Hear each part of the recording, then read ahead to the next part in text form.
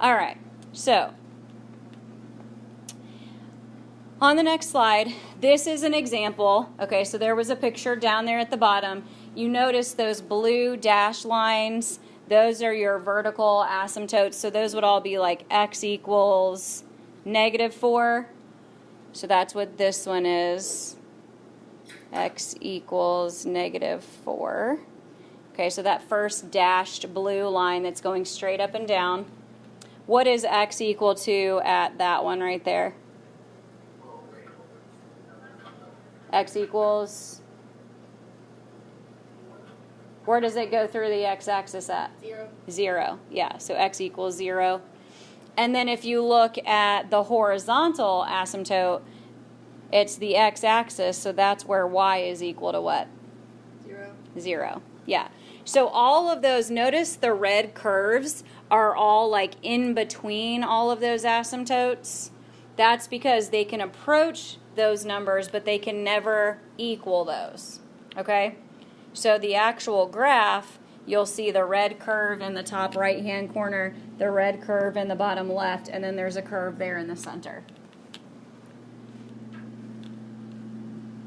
All right, so to start with vertical, it says a rational function f of x is a function that can be written as, so you guys are going to start seeing things today where it's going to be written as a fraction.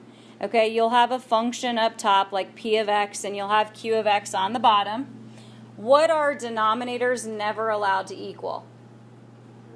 They're never allowed to equal 0, right? So if your denominator is ever equal to 0, so those are going to be our x values, you would have vertical asymptotes there, meaning you'd have breaks in your graph.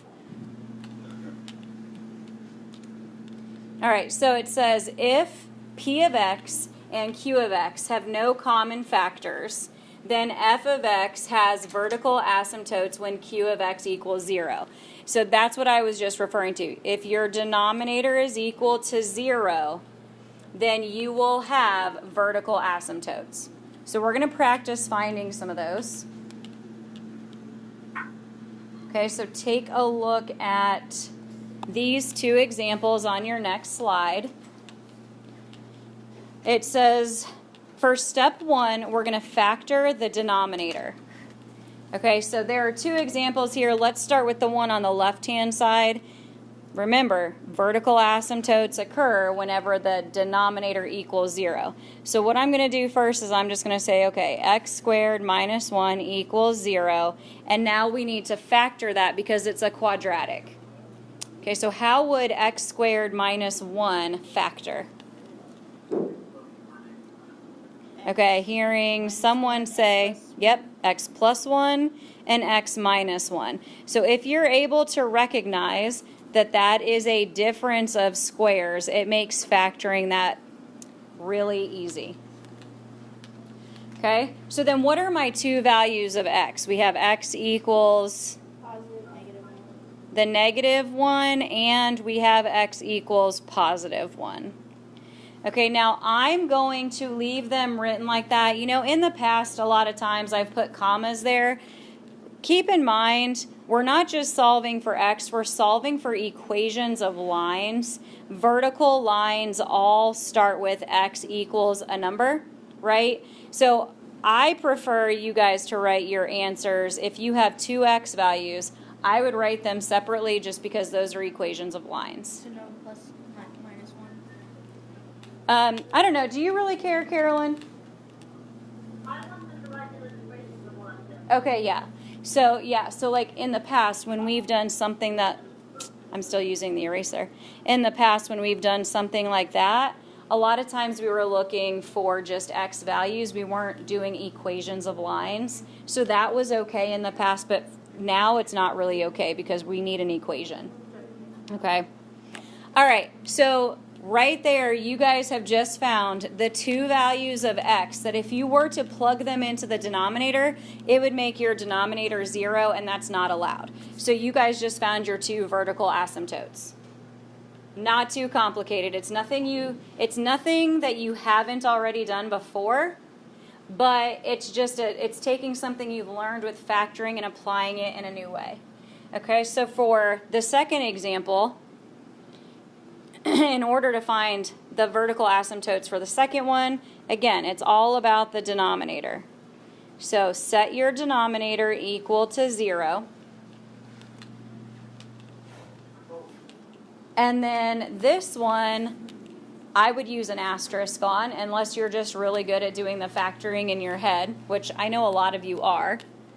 You could just go straight to your 2 sets of parentheses. But we are looking for the 2 values of x, the 2 values that would multiply to make -4 and add to make -3. What did you say?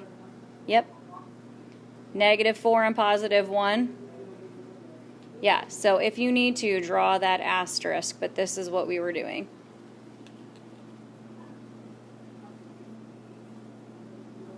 Okay, so what would my first equation say? X equals 4. And then the second one is x equals -1. And those are your 2 vertical asymptotes. Now remember, you may just have one. You know, you may not always get 2 different answers.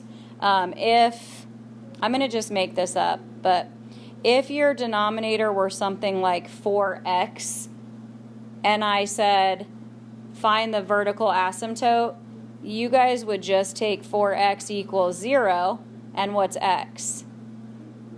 0. So in that kind of problem, I would have only had 1 vertical asymptote, but the ones that we just did on that slide, the other 2, there were 2 of them. So you're allowed to have more than 1, but sometimes you will have only 1. Okay? Is everybody okay with that? Okay.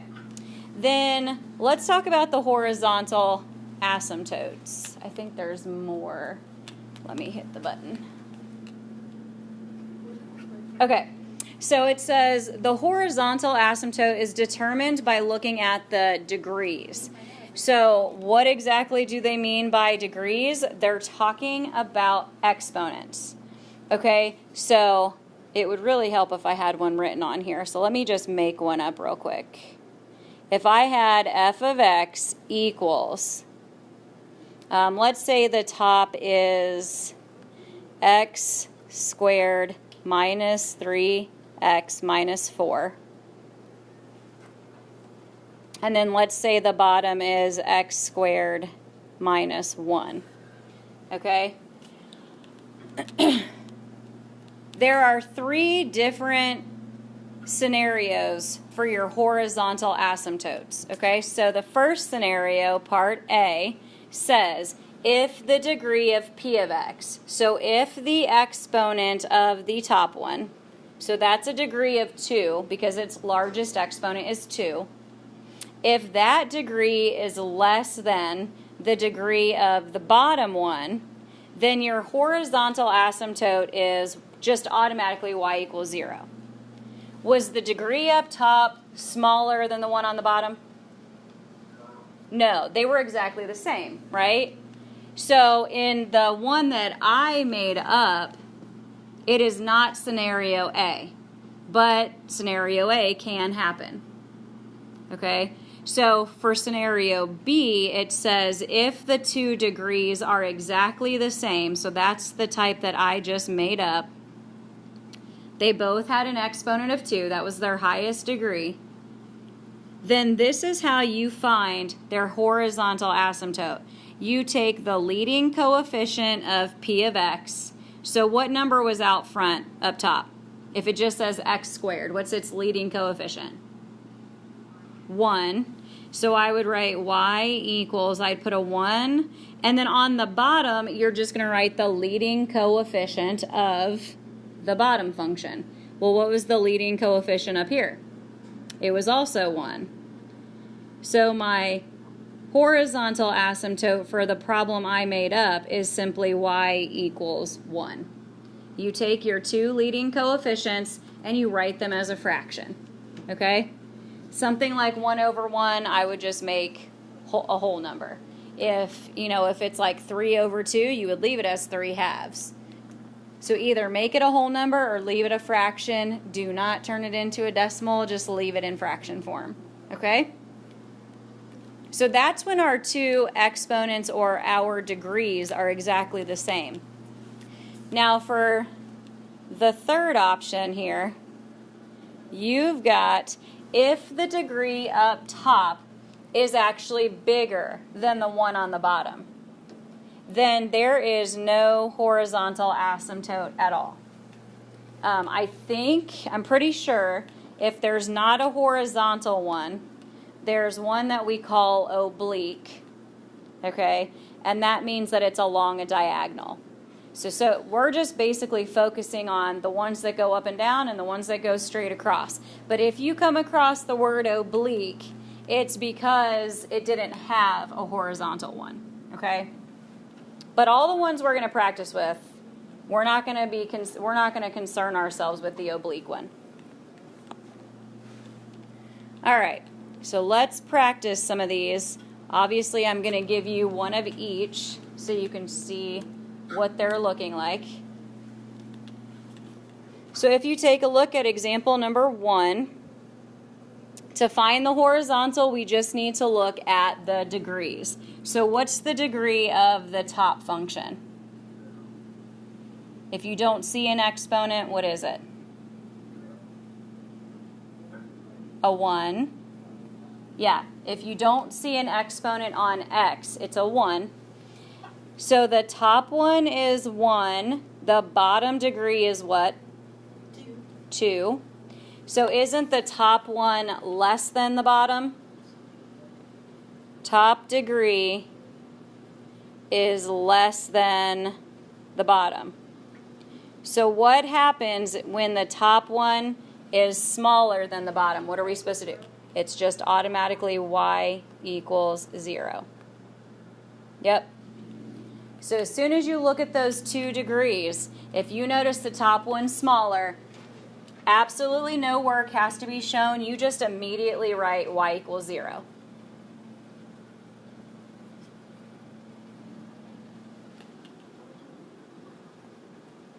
Okay, then for the one in the middle, example number 2, what's the degree of the top?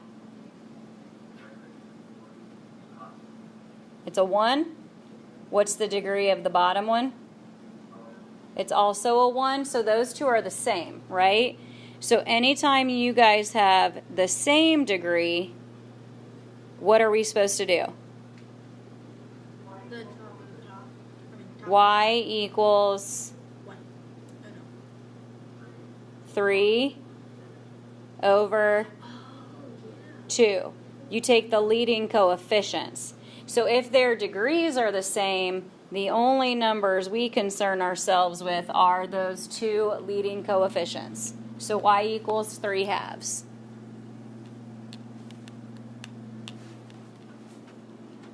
And then the last example. No horizontal. Okay, so for the third one, it says find the horizontal. And again, look at their degrees. We have a 2 up top and we have a 1 on the bottom. So now the top degree is actually greater than the 1 on the bottom. When that's the case, what do we do? Is there a horizontal asymptote? Nope.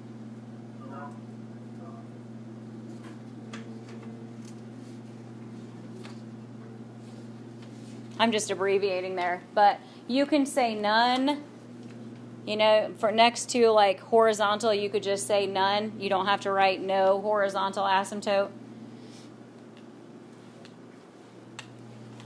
And then typically what I do, a lot of times like on the worksheet that you guys are going to practice on, what I would have done, like if this middle one here was my original problem that I was working out, you'll see on my paper, I'm going to have a V with a colon next to it, and I'm going to have an H with a colon next to it. So wherever the V is, that's where I'm going to show my work for vertical. So that's when you set your denominator equal to 0.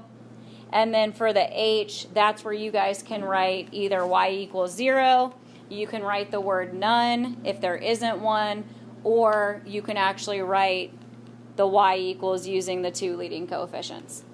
But that's what my answer key will look like. So I went ahead and just said, let's just do all 10 of these because A, you guys are all, I can't remember if I did all 10 actually. Now I think I'm lying to you. I didn't do all 10. I'm sorry. When you guys take a look at your practice page, we're going to do 1, 2, and 3, and then we're going to do 6, 7, and 10. So there are 6 of them that I chose for you guys to practice with. You have to make sure you get those and you get them correct. And then obviously if you want to practice together 4, you can. Okay? The V is just where I write vertical. That's where I show my work for the vertical asymptotes. And then the H is where I show my work for horizontal. So when you guys check the answer key, that's what it's going to look like on there. And I just wanted you to know that that's what it meant.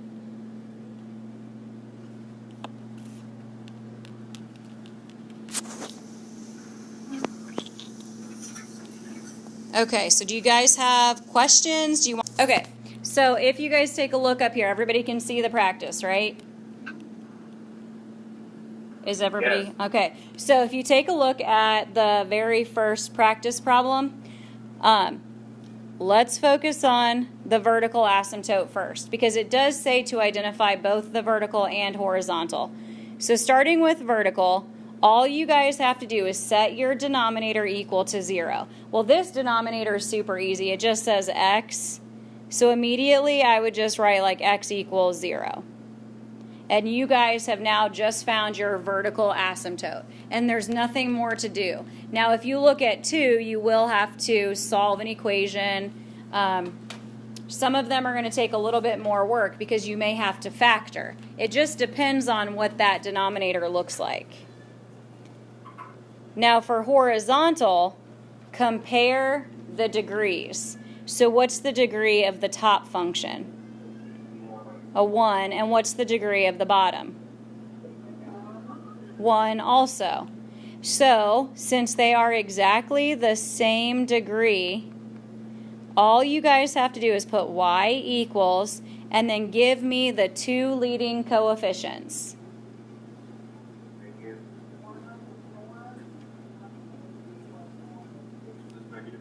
It's -2 over 1, right? Wouldn't it be -2 over 1? Okay, yeah, so you guys can just leave it as -2. You don't have to put it over 1. If the bottom's a 1, you don't need it. But yeah, so number 1 is already finished. Number 1, I found the vertical, I found the horizontal, and then you would just move on to number 2. So I'll get this set up, but I won't work this one all the way out. But for number 2, for the vertical, you want to take your denominator, that 4x minus 4, set it equal to 0, and then solve that equation. So that one you don't have to factor, but it is a 2-step equation that you have to solve. And then for horizontal, you just want to compare the degrees. So the top degree is a 2, the bottom degree is a 1. What happens when the top one's bigger than the bottom? No horizontal. Yep. So I would just write, for horizontal, I would just write none. Okay, so I'm not going to finish that x one because I know you guys can solve a 2-step equation, but that's how you guys will do these. So there's, like I said, there's 6 of them for you to practice. Vertical, always set your denominator equal to 0. And then for horizontal, just compare their degrees. Okay? And again, I mean, if you guys were just sitting here like practicing the practice final while I was trying to get this all situated, you would have noticed there's one problem on your final that has you find vertical and horizontal asymptotes. And it does say oblique, but it's not something that's ever been in our curriculum to teach oblique, and they don't ever test you on them. So I wouldn't worry so much about the oblique one. Just focus on vertical and horizontal. Okay? Is that better? Is everybody okay? Yeah. All right. I'm going to go ahead and stop this recording, and then